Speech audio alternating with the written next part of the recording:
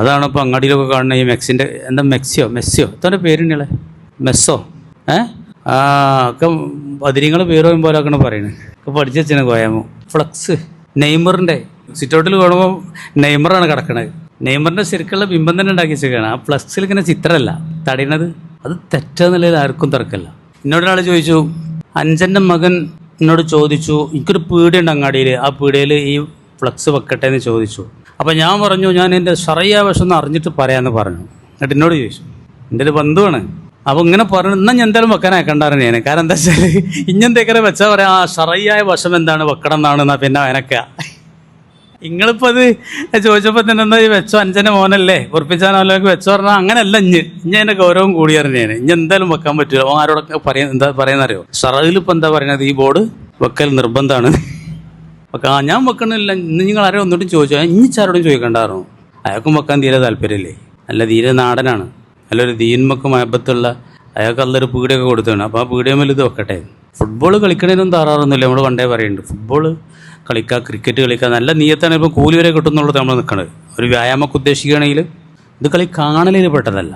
അത് 2 മണിക്ക്, രാത്രി 2 മണിക്ക് 3 മണിക്ക് കണ്ടാണ് പിന്നെ 10 മണി വരെ കിടന്നുറങ്ങുക. സുബൈയില്ല.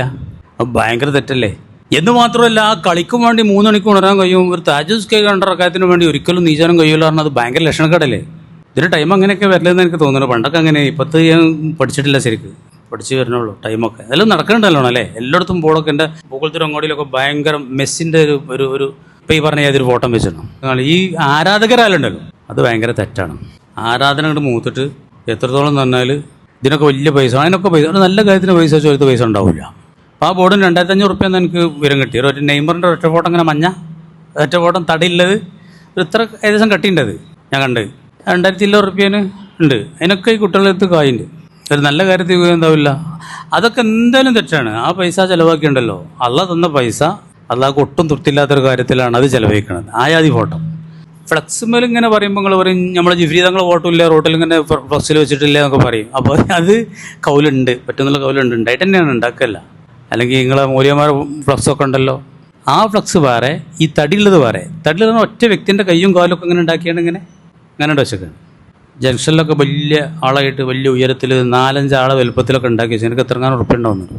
ആ ആരാധന, ആ മനോഭാവം, അത് കാണുമ്പോൾ രക്ഷിതാക്കൾക്ക് ഈമാനുള്ളവർക്ക് ഭയങ്കര ബേജാറാണ്.